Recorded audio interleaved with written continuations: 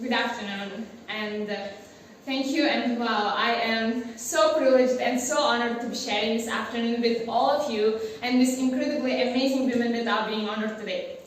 I'd like to extend my congratulations to each one of you, Octavia, Michelle, Kelly, Patty, and all 50 women that have been included in the Impact Report. Your achievements not just inspire me, but also so many others to work harder, to be better, and to make a dent wherever we can. So I'm very, very proud to be standing alongside of you. So in life, there are moments when you stop and ask yourself, how did I get here? Like, why am I standing here? Well, this is definitely one of those moments for me. And I find myself going back to the beginning, back to my roots. I was born to incredible parents, amazing parents who served as doctors in the Indian Army. I was the first born. And as far back as I can remember, I made my parents very proud and happy 99% of the time. Okay, it's like exaggerations of personal achievements are allowed from time to time, don't you think? My brother was born a few years later, and even then, nothing changed for me. We were both given equal opportunities, and I want to emphasize this. I want to really emphasize this for you, because I don't think a lot of people might understand that being equal might seem very normal. But where I come from, India, and a lot of developing countries around the world, more often than not, this is an exception. It's actually a privilege. My first experience of the glaring disparity between boys and girls came at a very, very young age.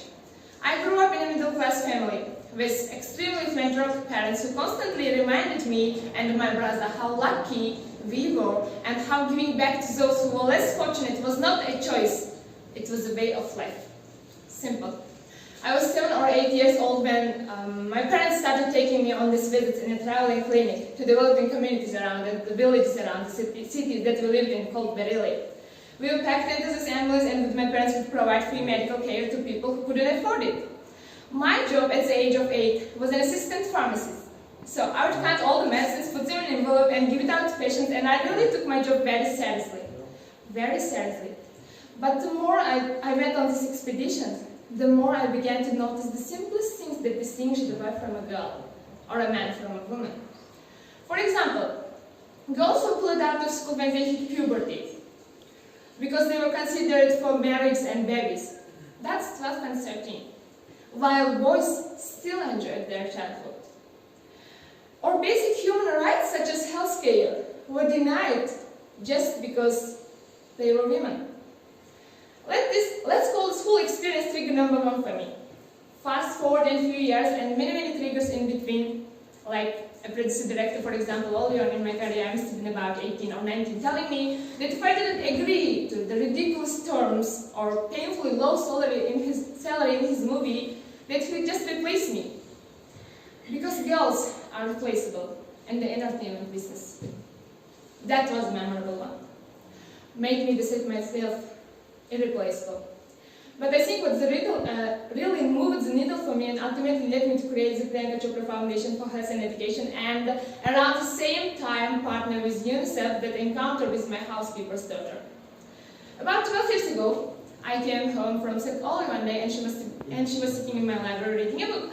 And she must have been 8 or 9 years old, and I knew she loved reading. So I asked her, it's a weekday, so why aren't you in school? And she said, no, I don't go to school anymore. So I went and asked her mother, why isn't she in school? And her mom said that her family couldn't afford to her and her brothers to school, so they chose the boys. The reason? She would eventually get married and it would be a waste of money. I was completely blown, and it shook me to my core. Eventually I decided to cover the cost of her education so that she could continue to learn, because education is a basic human right. And a huge necessity, especially today. From that point on, I was determined to make a difference as many children's lives as I could, in whatever big or small way that I could contribute. There's a really, really beautiful quote that I read recently, and it's absolutely appropriate to explain what I'm trying to say today. The hand that rocks the cradle, the procreator, the mother of tomorrow, a woman, shapes the destiny of the civilization.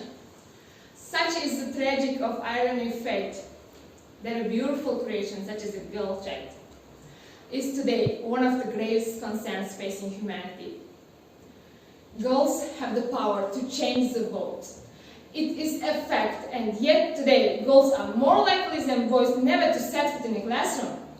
Despite all the efforts and progress made over the last 2 decades, I'm just going to give you a stat, more than 15 million girls of primary school age will never learn how to read or write, compared to 10 million boys. The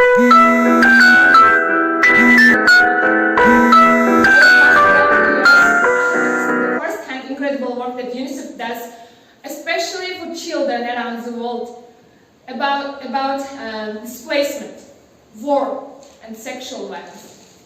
But there is still so much work to do. And that is the fuel to my fire. The reason I'm so committed to this cause, because where is my passion stems from, because I know that a girl's education not just empowers families, but communities and economies. A result of her education, we all do better. It's just as simple as that.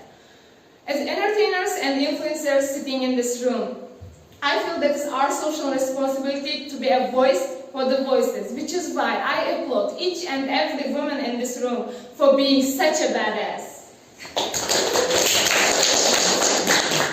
For using your platform and your voice to contribute to change, and for ensuring that there is not even one lost generation as long as we are alive. I'd like to thank Variety and all of you for encouraging me and all of us in this room to keep going and fighting on. Thank you.